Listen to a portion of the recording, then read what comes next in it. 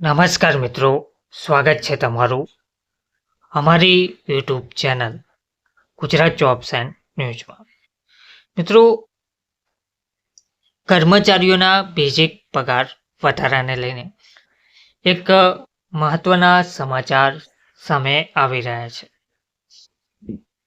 વેતન માળખું, પેન્શન લાભ તથા ભથ્થા ઉપરાંત નવા પગાર પંચના અમલની તારીખ વિશે હજુ ચોખવટ માંગતા કર્મચારી યુનિયનો માટે એક મહત્વની અપડેટ સામે આવી છે. કર્મચારીઓનો જે બેઝિક પગાર છે તેમાં વધારો ચોક્કસપણે થશે, પરંતુ મોંઘવારી ભથ્થું મર્જ નહીં થાય.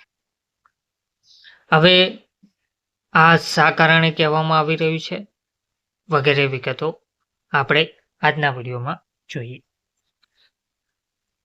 કેન્દ્ર સરકારે 8મા વેતન પંચને એકાદ મહિના પૂર્વે નોટિફાઈ કરી દીધું હતું.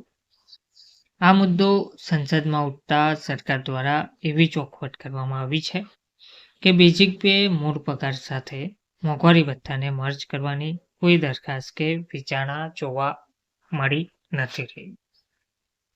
સંસદમાં સાંસદ આનંદ ભદુરિયા દ્વારા અનસ્ટાર્ટ સવાલ પૂછવામાં આવ્યો હતો. 8મા વેતન પંચને નોટિફાઈ કરવામાં આવ્યું હતું અને આ નોટિફાઈ કરવામાં આવ્યું છે કે કેમ એ અંગે મોંઘવારીનો પડકાર ઝીલતા કર્મચારીઓના મોંઘવારી ભથ્થાને બેઝિક પે સાથે ખર્ચ કરવામાં આવશે કે કેમ તેવી માહિતી આપવામાં આવી હતી. તો હવે આ સવાલના જવાબમાં નાણાં મંત્રાલય દ્વારા એમ કહેવામાં આવ્યું હતું કે વેતન પંચનું નોટિફિકેશન ગત 3 નવેમ્બરના રોજ જાહેર કરી દેવામાં આવ્યું હતું, જ્યારે મોંઘવારી ભથ્થા અને બેઝિક પેને મર્જ કરવાની કોઈ દરખાસ્ત કરવામાં આવી ન હતી. તો નાણાં ખાતાના રાજ્યમંત્રી પંકજ ચૌધરીએ લેખિત જવાબમાં સ્પષ્ટ કર્યું હતું કે સરકાર વર્તમાન પદ્ધતિ જ ચાલુ રાખશે. મોંઘવારી આધારે દર 6 મહિને મોંઘવારી ભથ્થાની સમીક્ષા કરવાની વર્તમાન સિસ્ટમ છે.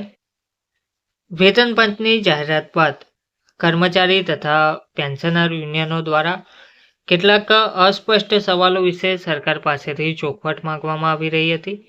7મા વેતન પંચમાં પેન્શનર વિશે ખાસ ચોખવટ હતી, પરંતુ 8મા વેતન પંચમાં તેનો ઉલ્લેખ કરવામાં આવ્યો નથી. આ જ રીતે ન્યૂ વેતન પંચ ક્યારથી લાગુ થશે તેની સ્પષ્ટતા કરવામાં આવી નથી, જેનાથી કર્મચારીઓને નિવૃત્તિનું આયોજન કરવામાં મુશ્કેલી થાય છે. યુનિયન દ્વારા એવો દાવો કરવામાં આવ્યો છે કે વેતન રિવિઝનના સિદ્ધાંત, ન્યૂનતમ પગાર ગણતરીની ફોર્મ્યુલા જેવા મુદ્દાઓની અવગણના કરવામાં આવી છે.